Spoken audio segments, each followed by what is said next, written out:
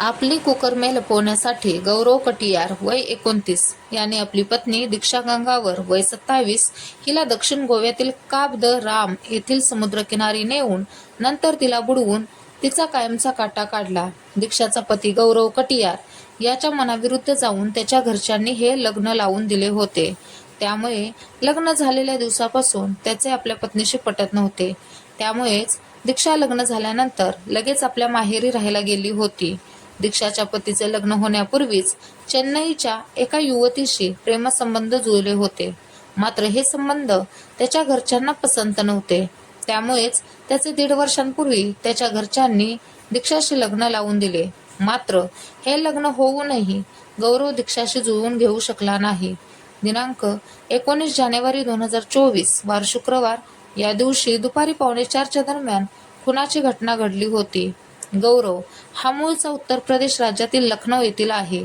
तो गोव्यातील 66 तालुक्यातील कोलवा येथील एका 3 तारांकित हॉटेलात रेस्टॉरंट मॅनेजर म्हणून काम करीत होता।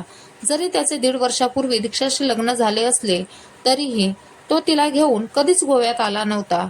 महिन्याभरापूर्वी म्हणजे डिसेंबर 2023 मध्ये ती गोव्यात आली होती। आपल्या पतीचा कुणाशी तरी अनैतिक संबंध असावेत असा तिला संशय होता। आपली बिंग फुटेल याची भीती गौरवलाही होती।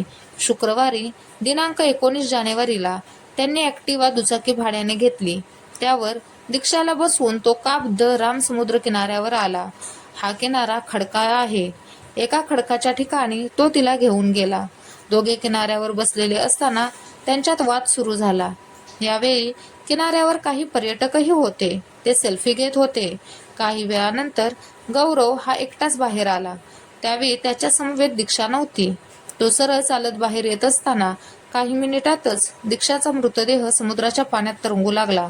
ती मरण पावल्याचे समजल्यावर तेथून पळून जाण्याचे त्याने प्रयत्न केला। मात्र किनाऱ्यावर असलेल्या काही पर्यटकांनी दीक्षाचा मृतदेह किनाऱ्यावर आल्याचे पाहिल्यावर या खुनाला वाचा फुटली होती। या पर्यटकांनी पोलिसांना यासंबंधीची माहिती दिल्यानंतर पोलिसांनी गौरव याला ताब्यात घेतले। यात काही त्रुटी आढळल्यास कमेंटद्वारे नक्की सांगा।